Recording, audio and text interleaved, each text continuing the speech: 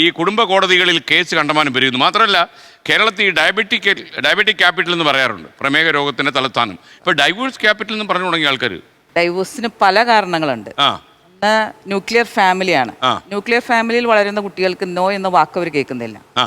അവരെ ചോദിക്കുന്നതെല്ലാം ലഭിച്ചാണ് അവർ വളർന്നു വരുന്നത്. വിവാഹ ജീവിതത്തിലേക്ക് കടന്നു കഴിയുമ്പോൾ അധികം അവർ കേൾക്കുന്നത് നോ ആയിരിക്കും.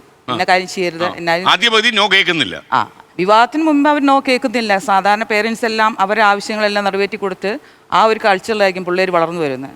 വിവാഹത്തിന് ശേഷം വന്നു കഴിയുമ്പോൾ അങ്ങോട്ട് തിരിയരുത് ഇങ്ങോട്ട് തിരിയരുത്, അവർ ഓരോ കാര്യങ്ങൾക്കും നിയന്ത്രണം ഭർത്താവിൻ്റെ ഭാഗത്ത് വരുമ്പോൾ കുട്ടികൾക്ക് അത് ഉൾക്കൊള്ളാൻ കഴിയുന്നില്ല. അവരെ സംബന്ധിച്ച് അത് വളരെ ബുദ്ധിമുട്ടായി തോന്നുമായി. പിന്നെ അവർക്കറിയാം ഇങ്ങനെ പണ്ട് കാലങ്ങളിൽ അവരുടെ അച്ഛനും അമ്മയും സഫർ ചെയ്തതുപോലെ ഒന്നും ഇന്നത്തെ ജനറേഷൻ പിള്ളേർ അതിന് വില്ലിങ് അല്ല.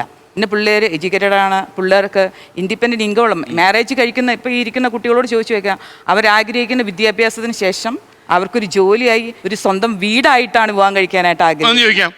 അപ്പോൾ ഈ കല്യാണത്തെ കുറിച്ചുള്ള ചെറുപ്പക്കാരികളുടെ കല്യാണം കഴിക്കാത്തവരുടെ അഭിപ്രായം എങ്ങനെയാ? എന്താ കല്യാണത്തെ കുറിച്ചുള്ള സങ്കല്പം? അത് തന്നെയാണ് എൻ്റെ ഒരു തീരുമാനം. കല്യാണം കഴിക്കുവോ?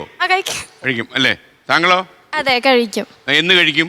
എല്ലാം കഴിഞ്ഞ് എന്റെ റെസ്പോൺസിബിലിറ്റീസ് ഒക്കെ ഞാൻ ചെയ്ത് കഴിഞ്ഞു. ജോലി കിട്ടണം, വീട് വെക്കണം, അതിന്റെ EMI അടച്ചു തരണം. അതെ, ഫിനാൻഷ്യൽ സ്റ്റെബിലിറ്റി കിട്ടിയതിന് ശേഷം. എല്ലാവരുടെ അഭിപ്രായം ഇത് തന്നെയാണോ? അപ്പൊ മാഡം പറഞ്ഞത് ശരിയാ. മിക്കവാറും ഇവരിൽ എത്ര പേര് കല്യാണം കഴിക്കുമെന്നുള്ള കാര്യത്തിൽ എനിക്ക് സംശയമുണ്ട്. കഴിക്കട്ടെ എന്നാണ് എൻ്റെ ആശംസ.